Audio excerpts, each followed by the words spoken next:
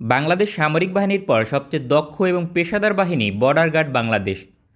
বর্তমানে ৭০,০০০ border guard দেশের নিরাপত্তা। Hello guys, welcome back to another video. Viewer बहुत ही ज्यादा इंपॉर्टेंट वीडियो है आज की। अगर भारत जो है वो बांग्लादेश की सरहद पर हमला करता है तो बांग्लादेश के पास तुर्की का एक बहुत ही ज्यादा पावरफुल किस्म का हेलीकॉप्टर है जो भारत को मुंह तोड़ जवाब दे सकता है। T-129 हेलीकॉप्टर बहुत ही ज्यादा शानदार है। तो वीवर बहुत ही ज्यादा इंपॉर्टेंट वीडियो है। अभी तक आप लोगों ने हमारे चैनल को सब्सक्राइब नहीं किया हुआ, जल्दी से हमारे चैनल को सब्सक्राइब कर लीजिएगा। Without wasting the time video को स्टार्ट करते हैं।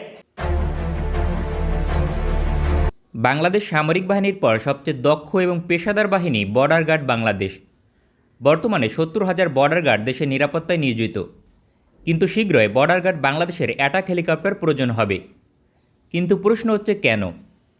এজন্য আমাদের জানতে হবে বর্ডার গার্ড বাংলাদেশের দায়িত্ব সম্পর্কে। সীমান্তে স্থানীয় নিরাপত্তা, মাদক চোরাচালান বন্ধ শুধুমাত্র তাদের কাজ নয়। সীমান্তে হঠাৎ করে ভারত কিংবা মিয়ানমারের পক্ষ থেকে আক্রমণ হলে কোনোভাবেই যেন বাংলাদেশ সীমান্তে প্রবেশ না করতে পারে, এই বিষয়টি নিশ্চিত করা বর্ডার গার্ড বাংলাদেশের দায়িত্ব। বাংলাদেশ সেনাবাহিনী যতক্ষণ সীমান্তে পৌঁছে পরিস্থিতির দায়িত্ব না নিচ্ছে, ততক্ষণ যুদ্ধ চালিয়ে যেতে হবে। সময়ের সাথে মিয়ানমার এবং ভারতীয় সেনাবাহিনী আধুনিক সমরাস্ত্রে সজ্জিত হয়েছে। এই অবস্থায় শুধুমাত্র রাইফেল দিয়ে প্রতিপক্ষকে মোকাবেলা করা সম্ভব নয়। আধুনিক পরিবহন helicopter, anti tank guided missile, সাজোয়াজান প্রয়োজন হবে। বাংলাদেশ বর্ডার গার্ড ইউক্রেনের তৈরি সাজোয়াজান এবং anti tank guided missile delivery পেয়েছে। এখন প্রয়োজন অ্যাটাক হেলিকপ্টার, কারণ দ্রুত সময়ের মাঝে সীমান্তে আক্রমণ রুখতে হলে অ্যাটাক হেলিকপ্টারের কোনো বিকল্প নেই। পৃথিবীর বহু দেশের সীমান্ত নিরাপত্তায় অ্যাটাক হেলিকপ্টার নিয়োজিত থাকে। উদাহরণস্বরূপ তুরস্ক, মিয়ানমার, ইরান, সৌদি আরব, ভারত, চীন সহ একাধিক দেশ। এক্ষেত্রে বাংলাদেশের পার্শ্ববর্তী উভয় দেশ অ্যাটাক হেলিকপ্টারের সাপোর্ট পেলেও বাংলাদেশ বর্ডার গার্ড এখনও পিছিয়ে রয়েছে। সীমান্তে হঠাৎ আক্রমণ হলে বর্ডার গার্ড বাংলাদেশ তা রুখে দিতে পারবে যদি অ্যাটাক হেলিকপ্টারের সাপোর্ট পায়। ২০০০ সালে মিয়ানমার সেনাবাহিনীর আক্রমণকে রুখে দিয়েছিল বাংলাদেশ বর্ডার গার্ড। একইভাবে ২০০১ সালে ভারতের আক্রমণকে রুখে দিয়েছিল। তাই সময়ের সঙ্গে নিজেদের আপগ্রেড করতে সক্ষম হলে ভবিষ্যতেও এই ধারাবাহিকতা ধরে রাখতে পারবে বর্ডার গার্ড বাংলাদেশ। কারণ দক্ষিণ এশিয়ায় সবচেয়ে পেশাদার সীমান্তরক্ষী বাংলাদেশের নিয়ন্ত্রণে, যা ইতিমধ্যে প্রমাণিত। এখন গুরুত্বপূর্ণ বিষয় হচ্ছে বর্ডার গার্ড বাংলাদেশের জন্য কী ধরনের অ্যাটাক হেলিকপ্টার প্রয়োজন এবং তা কোন দেশ থেকে ক্রয় করা সম্ভব।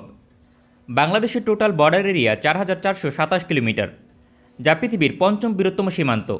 সুতরাং তার নিরাপত্তায় কতগুলো অ্যাটাক হেলিকপ্টার প্রয়োজন তা অঞ্চলভেদে বিভক্ত করতে হবে। ভারত কোনোভাবেই পূর্বাঞ্চলীয় সীমান্ত দিয়ে প্রথমে আক্রমণ করার সাহস দেখাবে না।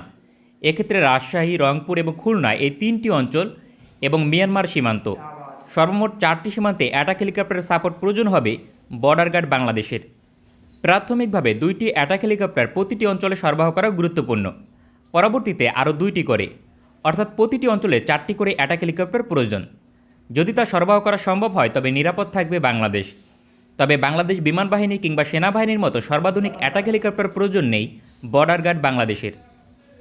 সীমান্ত রক্ষায় সাশ্রয়ী লাইট অ্যাটাক হেলিকপ্টার বাংলাদেশের চাহিদা পূরণ করতে সক্ষম হবে। এক্ষেত্রে রাশিয়ার MI-35 এবং তুরস্কের T-129 অ্যাটাক হেলিকপ্টারের মাঝে একটি নির্বাচন করতে হবে। রাশিয়ার MI-35 অ্যাটাক হেলিকপ্টার হিসেবে কিছুটা পিছিয়ে থাকবে, তবে এর সুবিধা হচ্ছে পাশাপাশি সৈন্য পরিবহন করতে সক্ষম। সর্বোচ্চ একসঙ্গে 8টি anti tank guided missile fire করতে সক্ষম। পাশাপাশি মেইন গান হিসেবে রয়েছে 12 মিলিমিটার গান। এছাড়াও বিভিন্ন ধরনের রকেট এবং বোমা ফায়ার করতে সক্ষম। সবচেয়ে গুরুত্বপূর্ণ বিষয়, 8 জন সৈন্য পরিবহন করা যায়। স্পেশাল মিশনের জন্য মাল্টিরোল ভূমিকা পালন করতে পারবে। বহুমুখী অভিযানে পারদর্শী থাকায় পৃথিবীর অন্তত 98টি দেশ রুশ এই হেলিকপ্টার অপারেট করে। তাছাড়া বাংলাদেশের শান্তিরক্ষী মিশনে নিয়োজিত সেনাবাহিনীর নিরাপত্তায় অ্যাটাক হেলিকপ্টার প্রয়োজন। পৃথিবীর সবচেয়ে বেশি সৈন্য সরবরাহ করে বাংলাদেশ, অথচ অ্যাটাক হেলিকপ্টারের সাপোর্ট পায় না বাংলাদেশ সেনাবাহিনী। জাতিসংঘের শান্তিরক্ষী মিশনে যুদ্ধের বাস্তব অভিজ্ঞতা পাওয়া যায়। তাই সীমান্ত নিরাপত্তার পাশাপাশি জাতিসংঘের শান্তিরক্ষা মিশনে কাজ করতে পারবে রুশ MI-35 অ্যাটাক হেলিকপ্টার।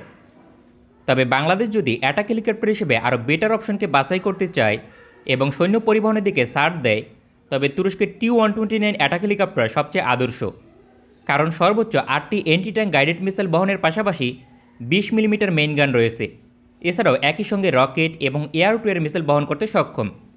রাতে এবং দিনে সকল আবহাওয়ায় অভিযান পরিচালনা করতে পারবে, এটা প্রমাণিত। এক্ষেত্রে বাংলাদেশের চাহিদা অনুযায়ী এই দুইটি অ্যাটাক হেলিকপ্টারের একটিকে নির্বাচন করা যেতে পারে বর্ডার গার্ড বাংলাদেশের জন্য। এই ধরনের প্রতিটি অ্যাটাক হেলিকপ্টারের মূল্য পরিপূর্ণ প্যাকেজ সহ 30 থেকে $40 মিলিয়ন।